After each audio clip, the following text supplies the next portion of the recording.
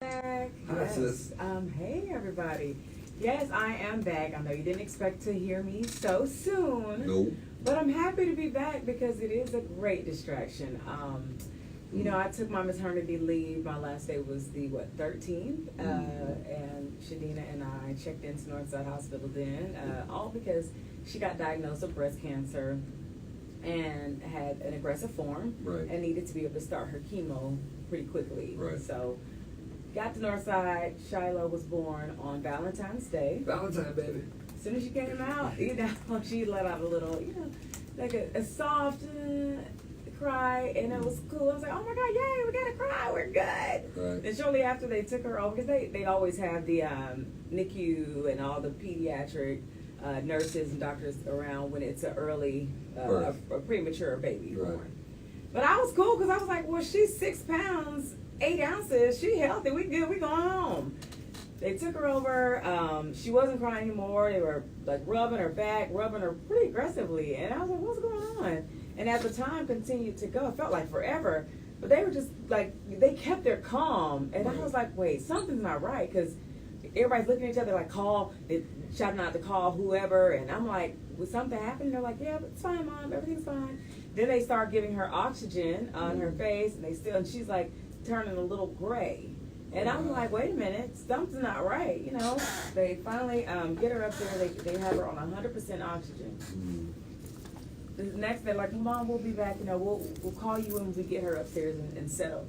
When I saw her the second time, she was intubated. She was on a ventilator. Right. And I was like, what happened? They were like, well, we don't understand why she's not, able to breathe without it, but she's going to be fine. We're going to run some tests. They did the scans, and she had coronal atresia, which I'll go into a little bit detail later, but basically both her nasal passages were blocked. Right. And I knew she would need surgery for Okay. that. So we found that out like a day or so after, like 2 days after. So she was born the 14th, intubated the 14th, and then like on the 17th we found out she needed surgery. Right. Mind you, I was leaving for All-Star. Right. So while I'm at All-Star, I'm thinking about it, and all I'm getting is, well, we can't get her a bed. We got it. And I'm like, a bed? What do you mean? We had to transfer her to CHOA, Children's Care of Atlanta, Love CHOA. because they have all the great doctors and specialists, and they can handle this surgery to open her nasal passages. It's nothing. We can do that, but we can't get her a bed because Shiloh's considered non-emergent. It's not an emergency, and we have babies that are other babies that are premature, or other babies that are in need of like a bed ASAP because they'll die. And I was like, well, what about my baby? She needs a bed, and honestly, being on a ventilator for an extended period of time puts a lot of pressure on the lungs, and then you start getting fluid in the lungs, and then you run into other problems. Right. So I'm all the way in Utah, and I feel like the walls are like closing in on me. I can't breathe. I'm just like, oh my gosh, like I got to do something about it. And that is the power of social media. Once you start to tell people what you're going through, then people try to help you. And a lot of people didn't understand why I was posting and why I was sharing my journey. But when I tell you, it's been so helpful, because as soon as I shared, a girl named Kendall Moss, who I worked with her over at the Falcons when I first got on the cheer squad. Right. She reached out. She's like, hey, I hear you're at Northside in the NICU. Can I send over my friend, Dr. Sandy June, to talk to you? She came over. I had a whole meltdown. I was like, I got to get my baby to show. Right. She can't stay on the ventilator forever. Y'all, kid you not. Monday, the 20th, Shiloh was transported to Showa, Scottish Rite. That Tuesday, she had her surgery.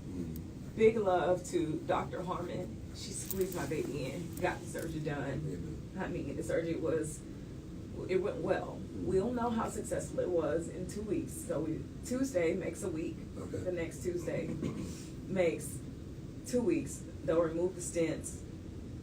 Right now, Shiloh is breathing completely on her own. That's amazing. No oxygen, no nothing. The worry is that when you remove the stents, the nose could close back up, because naturally scar tissue likes to heal itself. It doesn't realize, so they might have to do a repeat surgery for that. Oh, wow. Which is why I should have to be there at least an additional week just after the stents are removed. So now that's 3 weeks additional. Right. And for me, sitting by the bedside every day, you have an idle mind. You have, the idle mind is a devil's playground. And I mean, I got really bad. Like, my anxiety was on time. I had to get some medicine for it. I just wasn't doing well. And I worked Hawks game Friday, and it was a good distraction. And I was like, I don't want to spend all my FMLA time off just sitting at the hospital. I want to be able to enjoy her when she comes home. And I get it. Working moms, NICU moms, I understand. Like, it's such a slippery slope. You're so emotional because you're sitting there looking at, I mean, I'm embarrassed to even tell some of the thoughts I had. I was sitting there and I would hear other babies in the NICU cry. I'll be like, I can't wait to hear my baby cry. Like, with Shia, my first girl, I was like, how do I make her stop crying? And that way, I'm about to say, you're asking for it now, but later on you were like, Shiloh, I'm like, oh man, I just can't wait for the day to even hear her cry. Just really puts things into perspective. You really realize the things that you take for granted, And so she's doing great with the whole opening of her nasal passages. But we have a long journey ahead, y'all. She had some other diagnoses, and none of them are like completely life-changing. I mean, she has to have some serious surgeries along the way. So it's going to be a journey, but she's a fighter like her mom, so I know she's going to be okay. It's crazy because I looked for the smallest of signs from Dot. I looked at the diapers that she had on from Northside, and I never noticed it, but the diaper says Shiloh. Literally, the diaper says Shiloh. Pampers, it's the Pampers brand.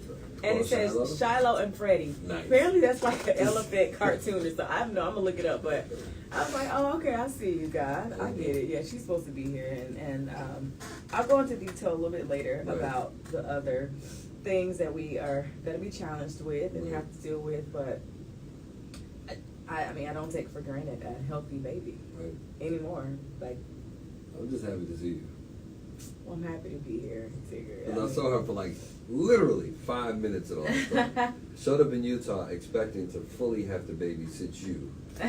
No, well, I was like, if she's going to be here, I know what she's going through. I'm going to have to be her wall and lean on her rocks while I'm out here. And literally, I saw her 5 minutes. We went to lunch and they were like, bye. Yes, I was like, damn. And that was the thing. If you don't advocate for your child, nobody else will. Because had I not gone home, Shiloh could still just be sitting on the ventilator at Northside. Like, me going home, me becoming proactive, like posting, making people aware of what I needed and what was going on, helped me get her to Scottish, right? And so it all helps on this journey.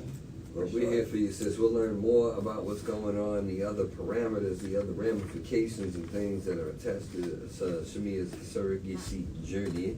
Yes. Another baby, Shiloh! Absolutely. I got to tell you all about Shiloh and a little bit more about Shadina. Absolutely. Because it's still a journey for her as well. Like, when I say, do we have a story? Like, sometimes I tell myself, I know I always wanted to be an actress.